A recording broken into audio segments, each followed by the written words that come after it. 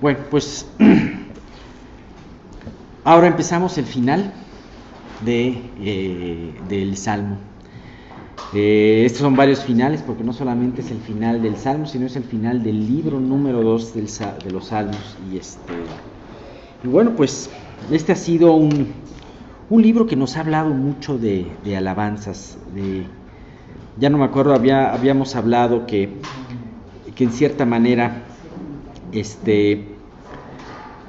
cada uno, hay autores, ustedes sabrán y se acordarán que todo el libro de los Salmos, que realmente es una recopilación y que se compone con 5 libros, y entonces cuando veíamos al principio en el libro de los Salmos que cada uno de estos salmos, cada uno de estos libros se asemejaba a los libros también del Pentateuco. ¿Se acuerdan de los libros del Pentateuco? El Génesis, el Éxodo, Levítico, Números y Deuteronomio. Y estos libros del Pentateuco tienen diferentes temas. Los que escribió Moisés, exactamente. El primero nos habla de los orígenes, el segundo nos habla de la liberación del pecado, gracias, de la liberación de la esclavitud, más bien del pueblo de Israel. Y bien, pues de alguna manera había autores que hacían una semejanza de estos 5 libros de Salmo con los 5 libros del Pentateuco, ¿no?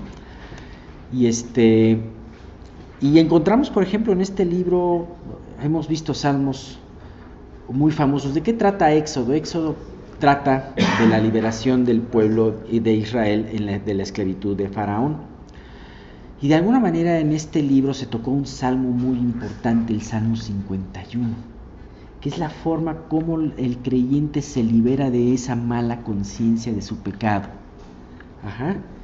Hemos visto también que en el Éxodo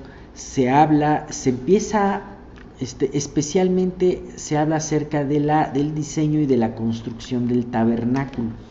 La parte final, digamos prácticamente los últimos 10 capítulos del Éxodo hablan de ese tabernáculo, del diseño y de su construcción. Y vemos cómo en estos últimos versículos de los Salmos, en estos últimos salmos, mejor dicho, cuando menos habíamos visto del Salmo 64, 65 al 68, cómo eran unos salmos de alabanza. Y entonces, así como se nos enseñó se nos empezó a enseñar a alabar en Éxodo, así de esta manera se ponen estas palabras tan hermosas de alabanza a través de estos salmos, ¿no? Y bueno, pues terminamos y cerramos, como es la corona del Rey de oro, cerramos con broche de oro este libro, ¿no? Hablándonos del gran Rey. Y aunque este libro fue escrito por Salomón, como habíamos dicho, o dictado probablemente por David y escrito por Salomón, finalmente nos transporta a el gran Rey de reyes y Señor de señores. No tendría ningún sentido este salmo y muchos de estos versículos de este salmo si no conociéramos a Jesús. El pueblo de Israel, cuando llegó Jesús, no le conoció, porque ellos esperaban otro tipo de libertador. Ellos estaban hartos del yugo en el cual estaban ellos esclavizados de los romanos, el yugo de los romanos, y pensaron que iba a ser un gran guerrero de alguna manera, aunque las profecías no hablaban de esto. Sin embargo, llegó un Salvador muy diferente al que ellos esperaban. Y un día este hombre, que lo veríamos más sin buen parecer para que le deseáramos, este hombre leyó una profecía. Jesús leyó una profecía del profeta Isaías hablando de este gran libertador, que iba a anunciar paz, iba a anunciar libertad a los cautivos, iba a dar vista a los ciegos, iba a dar vida a los muertos. ¿Y sabes qué fue lo que más me impresiona de todo eso? que Jesús cierra el rollo y dice: esto se ha cumplido hoy delante de sus ojos. Qué maravilla, no solamente a ellos, sino qué maravilla a cada uno de nosotros, que ahora sabemos como parte de la historia lo que sucedió ahí y que además podemos verlo cumplido en nuestras vidas. Todas las bendiciones de este Salvador. Así que este rey, en todo esto que lo hemos comentado, pues no se nos hace desconocido, ¿verdad? Porque este rey de reyes y señores, aunque el mundo no lo conoce, a los suyos vino. Espero que cada uno de ustedes sea de los suyos, ¿verdad? Y no se haga del rogar en ese sentido, ¿no? Y bueno, pues vamos a ver estos versículos, estos últimos versículos. Carlos, ¿quieres leer por favor del versículo 15 al 17? Sí, vivirá y se le dará del oro. Perdón, bueno, no está bien. Del 16, ¿no? No, del 15 al 17. ¿Del 15 al 17? Perdón. Vivirá y se le dará del oro de Saba, y se orará por él continuamente. Todo el día se le bendecirá. Será echado un puñado de grano en la tierra, en las cumbres de los montes. Su fruto hará ruido como el Líbano, y los de la ciudad florecerán como la hierba de la tierra. Y el 17, por favor. Será su nombre para siempre. Se perpetuará su nombre mientras dure el polvo. Benditas serán en todas las naciones. Lo llamarán bienaventurado. Ok. Salomón, cuando escuchó esto, ya sea de la voz de David su padre o de la voz del mismo Dios, ha de haber dicho: bueno, conozco Sabá. Si alguien me puede traer oro de Sabá, sí. Pero todo esto, mi nombre será perpetuado pues para siempre. ¿Qué será esto, no? Bueno, sabemos que si lo aplicamos únicamente a Salomón no tiene sentido, pero si lo aplicamos a nuestro Mesías, tiene todo el sentido. Sí, ciertamente este primer versículo, el versículo 15, sí nos remite a pensar en Salomón también. Vivirá y se le dará el oro, del oro de Sabá, y se orará por él, dice, especialmente vivirá y se le dará el oro de Sabá. Y sí, específicamente esto sucedió. Podemos ver que la fama de Salomón llegó tan lejos que la lejana reina de Sabá, la reina del sur, como habla de ella Jesús, fue a ver personalmente con toda su comitiva acerca de lo que le contaban. Llegó a escuchar la sabiduría y a contemplar las riquezas de este magnífico rey. Y ella nos habla de que con ese gozo de corazón, nadie la obligó, nos consta por la palabra, le dio de su riqueza 120 talentos de oro. En cierta manera, sí, este versículo sí se puede también aplicar a Salomón. Se le dio el oro de Sabá. Como dice Primera de Reyes, capítulo 10, versículo 10, y dio ella al rey 120 talentos de oro, y mucha especiería y piedras preciosas, y nunca vino tan gran cantidad de especias como la reina de Sabá dio al rey Salomón. Sí, efectivamente, ella pues llegó con toda esta gran cantidad de riquezas, y cuando vio a Salomón y quedó tan impresionada de todo lo que vio, o sea, en su corazón tuvo el darle todas estas riquezas. Sin embargo, vemos cómo aún el mismo Jesús establece esta liga entre Salomón y él mismo.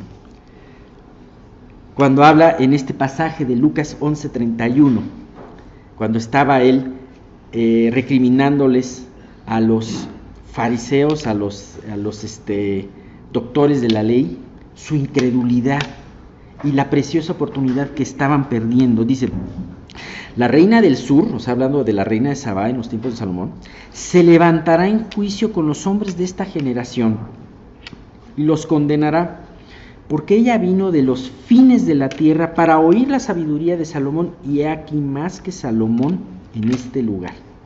Se me hace muy, muy interesante esta relación, esta liga. Ahora, hablando y transportándonos a nuestro Mesías, al Rey de Reyes, definitivamente, como dice este versículo, vivirá para siempre, a diferencia de Salomón.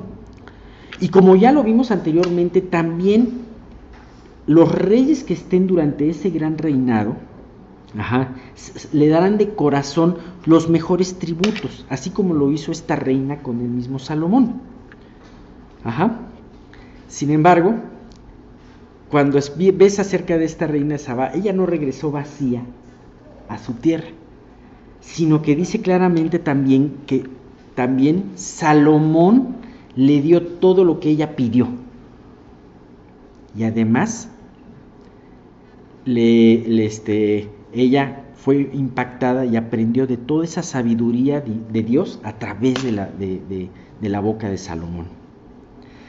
De la misma manera, toda la ofrenda que tú le puedas dar a Dios, aun sea toda tu vida, se va a quedar corta a diferencia de lo que tú vas a recibir de regreso.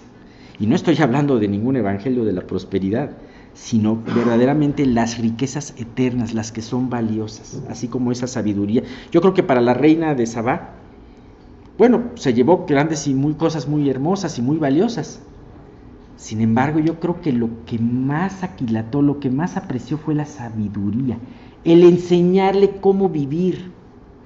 Porque las riquezas, ¿dónde están las riquezas de ella? ¿Dónde están las riquezas de Salomón? Se perdieron. Sin embargo, la sabiduría que Dios dio, la seguimos teniendo. ¿Cuántos proverbios escribió? Escribió Salmos, escribió Eclesiastés. Continúa. Es perenne esa sabiduría. Lucas 18, 29 al 30 dice: y él les dijo: de cierto os digo que no hay nadie que haya dejado casa o padres o hermanos o mujer o hijos por el reino de Dios que no haya de recibir mucho más en este tiempo y en el siglo venidero la vida eterna. Así que Dios no es deudor tuyo. Tampoco le hacemos un favor a Dios con ofrecerle nuestros bienes o nuestra vida, sino única y exclusivamente le damos de lo recibido de su mano, pero además Él nos promete mucho más. Me llama mucho la atención, hablando en la siguiente parte, que dice, ¿perdón? Sí. Salomón le regresó a ella más de lo que ella dio. Sí, exactamente.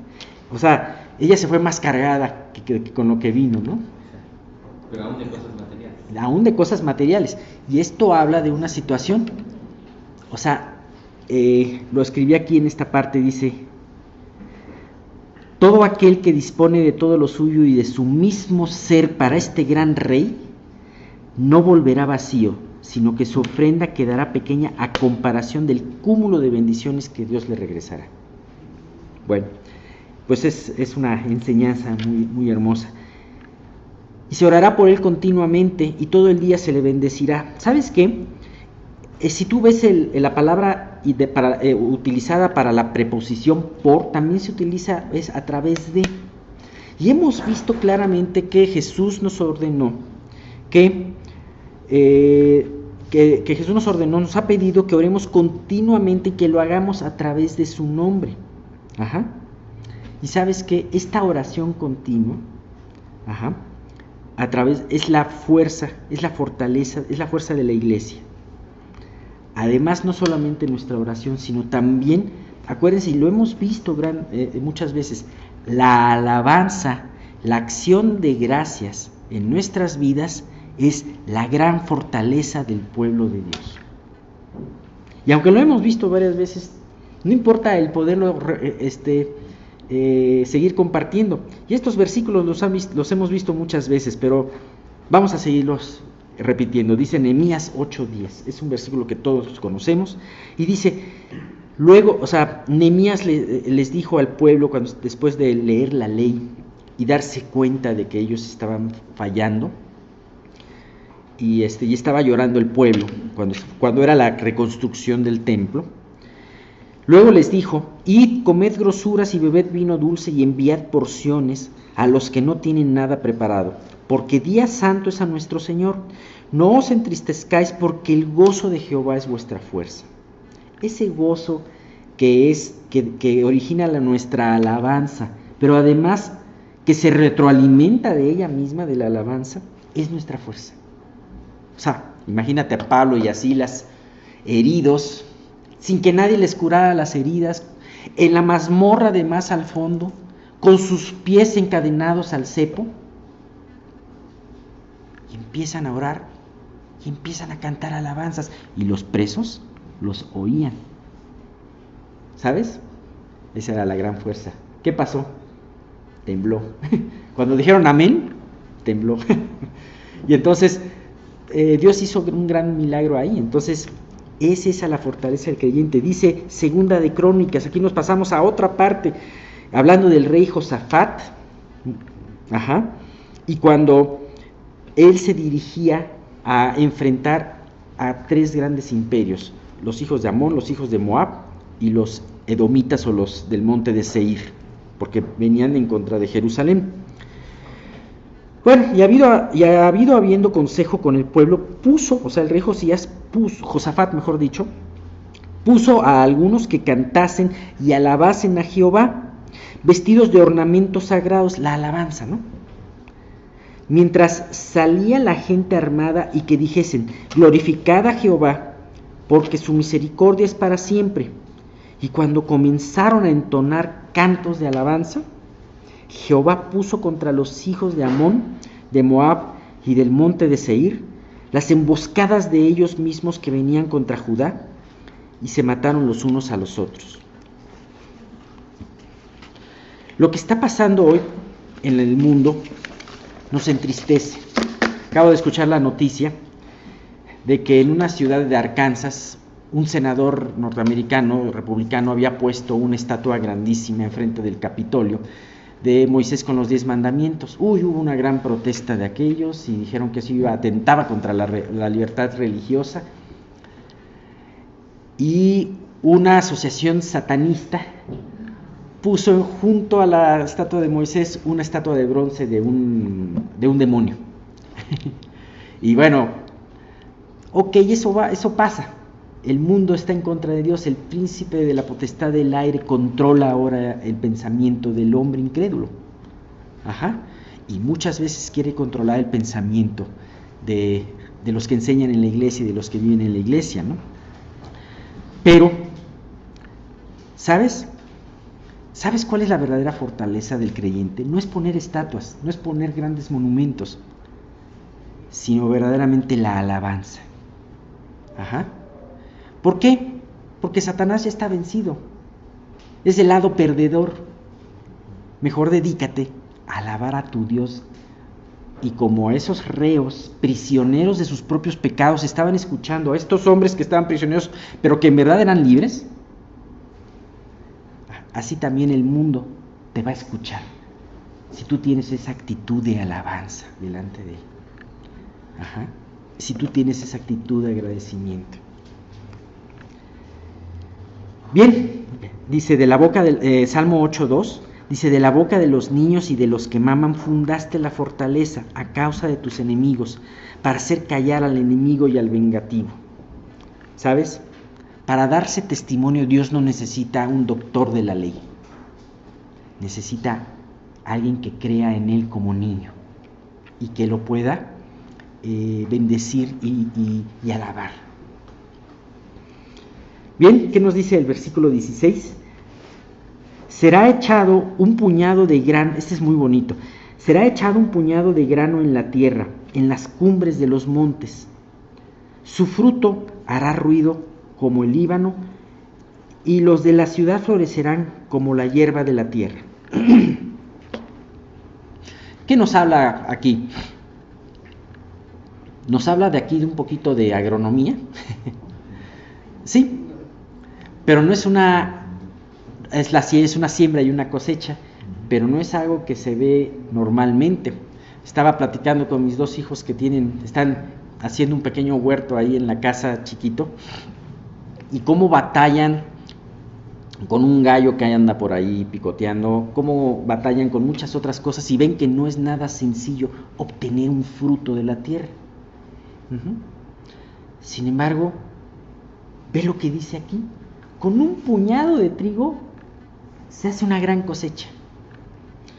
Esto definitivamente nos puede ver y nos puede transportar también a esta tierra administrada por este gran rey en esta época de su reinado, en esta época del milenio, que con tan solo un puñado se recogerá una gran cosecha, y aún, como aquí habla de el monte, aún en los lugares que son aparentemente más inhóspitos, ¿no?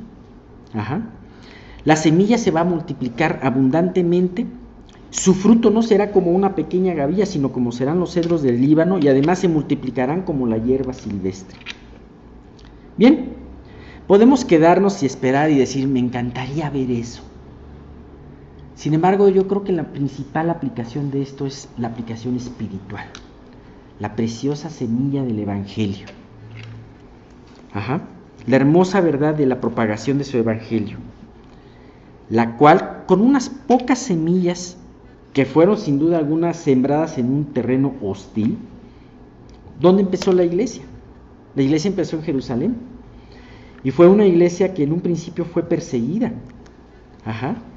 Dime si Jerusalén no fue un territorio hostil para esa iglesia, sino que fue, a Jesús lo mataron, a los apóstoles los persiguieron. Sin embargo, esa pequeña semilla se ha multiplicado como esa hierba del campo. Esa pequeña compañía de discípulos llevó los primeros días con la gracia de Dios, porque esto es algo sobrenatural. Nunca se ha visto que un pequeño puñado de trigo pueda hacer que una cosecha de toda una hectárea, y mucho menos de toda la tierra, ¿no? Sin embargo, este pequeño puñado de trigo, esta pequeña compañía de discípulos, llevó muchos frutos, y a pesar del terreno hostil, fue multiplicada hasta que el día de hoy podamos encontrar pues que la semilla del Evangelio ha sido propagada por todo el mundo, ¿no? Y ha durado además. Y aún en lugares más hostiles, como hemos platicado, como Cuba, como China, como la Unión Soviética, que durante años trataron de pisotear el Evangelio, y que ahora podemos encontrar iglesias, aunque clandestinas, pero con una fe viva y fuerte. Bien, así que no debemos de menospreciar ninguna pequeña siembra que hagamos, ninguna pequeña palabra de aliento, ninguna exhortación, ningún folleto que entreguemos a tiempo y a destiempo. Esta pequeña semilla en las manos de Dios producirá un abundante fruto. Tampoco debemos prejuzgar al terreno. A veces no nos atrevemos a acercarnos a algunas personas porque pensamos que es un terreno muy hostil, pero no sabemos que estas personas están muy necesitadas.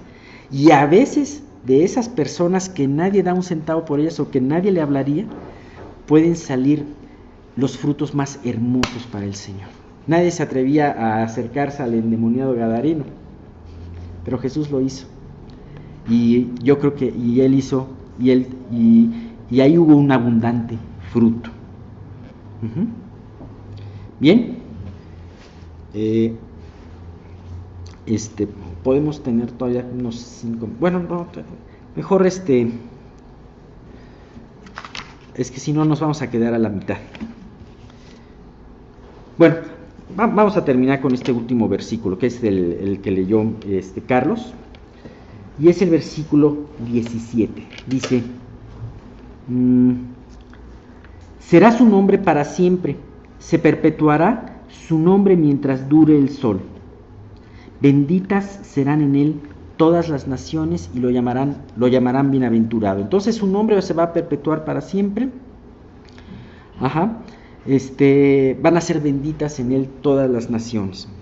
Una vez más en las Escrituras se levanta el nombre de Dios. Hemos hablado mucho de esta situación, cómo el nombre es muy importante. De hecho, tenemos una referencia en el Salmo 138 que dice: porque has engrandecido tu nombre y tu palabra sobre todas las cosas, más que todas las cosas, ¿no? La misma y vemos en este versículo que la creación misma puede terminar, pero su nombre no va a terminar. Este nombre de Dios es el punto de partida para todo, de reunión y de partida para todo creyente. Y fíjate lo que Jesús habló, lo que se ha hablado de este nombre. Los discípulos hacían milagros en su nombre, en el nombre de Jesús. Dice la Biblia que todo aquel que cree en su nombre será salvo. También dice que delante de su nombre se doblará toda rodilla. Jesús también nos ordenó pedir en su nombre para que nuestro gozo sea cumplido. Este nombre de Dios, que Él ha engrandecido, el hombre lo ha tratado de borrar en muchas ocasiones, y ha habido imperios, emperadores que han tratado y gobiernos durante todo este tiempo que ha tratado de borrar su nombre. Ustedes se acuerdan, por ejemplo, hace algunos años el exdictador rumano, ustedes se acuerdan de Nicolás Ceausescu. Bueno, este hombre ordenó que en su país se le enseñara a todo estudiante desde el preescolar hasta la universidad, que Dios no existía, que eran fábulas solamente.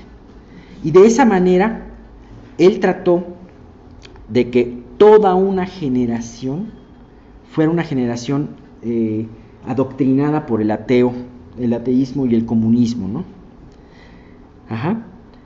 Y dijo, con esto vamos a borrar el nombre de Dios. Sin embargo, en diciembre, para ser exactos, el 16 de diciembre de 1989, un grupo de personas en un pequeño poblado de Rumania que se llama Timișoara, se manifestaron porque el gobierno quería expulsar a un pastor luterano. Desde luego los hombres y mujeres de Dios en ese país durante muchos años tuvieron una persecución muy cruenta. De hecho, ustedes han escuchado de este hombre que se llama Richard Mumrath, que Richard Mumrath es un hombre que estuvo encarcelado casi 20 años y que ahora él tiene él ya murió, pero él dejó una fundación, él hizo todo un ministerio para ayudar a los lugares en donde la palabra de Dios, el predicar la palabra de Dios implica que seas mártir, ¿no? Entonces, para ayudar a todo esto, para orar. Bueno, él era rumano y entonces él padeció esta persecución en la época de Ceausescu. Bueno, el 16 de diciembre de este año 89, este grupo de gente se manifestó y entre otras consignas ellos gritaban: existe Dios, existe Dios. ¿Quién iba a decir que a los 7 días de esta manifestación, Nicolás Ceausescu iba a dejar el poder? Y el día de Navidad, tan solo a 10 días después de haber empezado esta revolución que le llaman la Revolución Rumana, a los 10 días, este exdictador y su mujer, que le eran muy crueles y que trataron de borrar de Rumania el nombre de Dios, ellos terminarían siendo borrados de este planeta. Así que, pues el nombre de Dios es para siempre, y bien lo dice este salmo, y dice: benditas serán en él todas las naciones y lo llamarán bienaventurados. Aquí nos recuerda mucho aquella profecía de la simiente que Dios le dio a Abraham 1000 años antes, en donde le dijo: en tu simiente serán benditas todas las naciones. Y vemos cómo todas aquellas naciones que han escogido a Dios como su guía, o que en alguna vez en su historia lo hayan escogido, han sido prosperadas, y ellas mismas dan testimonio y bendicen el nombre de este gran rey. Bien, pues ya vamos a terminar aquí, y nos falta casi el amén, pero vamos a terminar aquí con este estudio y terminamos la próxima vez.